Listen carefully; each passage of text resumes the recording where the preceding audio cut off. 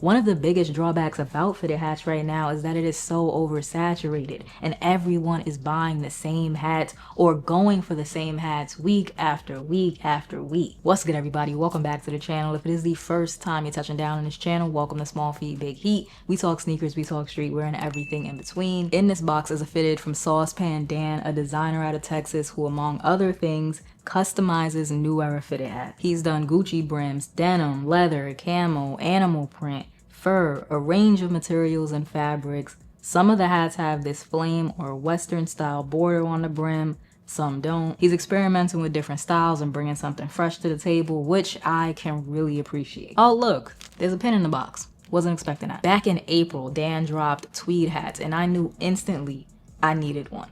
The way the process works is all the designs are on the website, and from there you pick your team and your size. There is a 12 to 14 business days turnaround time. I ordered my hat on April 11th, it shipped out April 26th, and it arrived May 1st. I know people have been burned in the past by pre-orders, customizers, assists in the past in the fitted community, and that is why I'm giving you my exact timeline. If you were wondering if SPD is legit, there you have it. This is not the first time I've spent $200 on a fitted, and I'll say the same thing this time that I said last time, which is I am not a proponent for telling people to lower their prices or arguing over prices. The price is the price. I, as a consumer, can communicate to a brand, store, company, whether or not I think the product is worth the price by purchasing or not purchasing. It's always been that simple to me. I'm a creative, so if I send a rate or a price to a brand, they have complete autonomy to decide that they don't want to work with me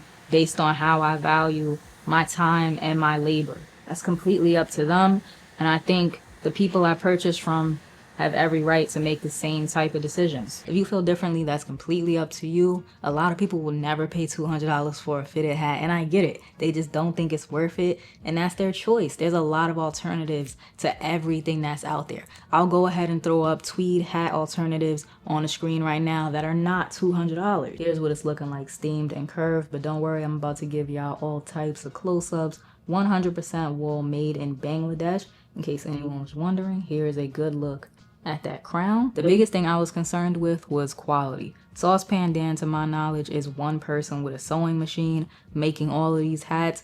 That, in my mind, meant things could go either way, but I'm impressed. The tweed looks great. The hat is still in good shape. It hasn't been bent out of sorts during the process. The stitching is clean.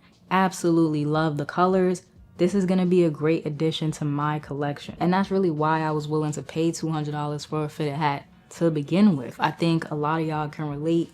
Once you hit that wall of around 100 hats, it starts getting real difficult to find things that you don't already have something similar or something almost identical. So right now, a big part of my journey with my collection is looking for stuff that I don't have. And if I'm keeping it a buck, I'm also looking for stuff that other people don't have. One of the biggest drawbacks in fitted hats right now is that everyone is buying the same hats. We're all chasing the same hats week after week after week. It would be very easy to lose that sense of individuality that comes with fitted hats, and I don't want that. It's one of the biggest reasons that I love fitted hats, is because we all look different. We all like different things. Is upcycling hats something brand new? No. People have been upcycling hats forever. What Saucepan Dan is doing has elements of a bunch of different eras, going back to Don C, Dapper Dan, maybe even Tisa. Not a direct comparison to any of the people or brands that I mentioned,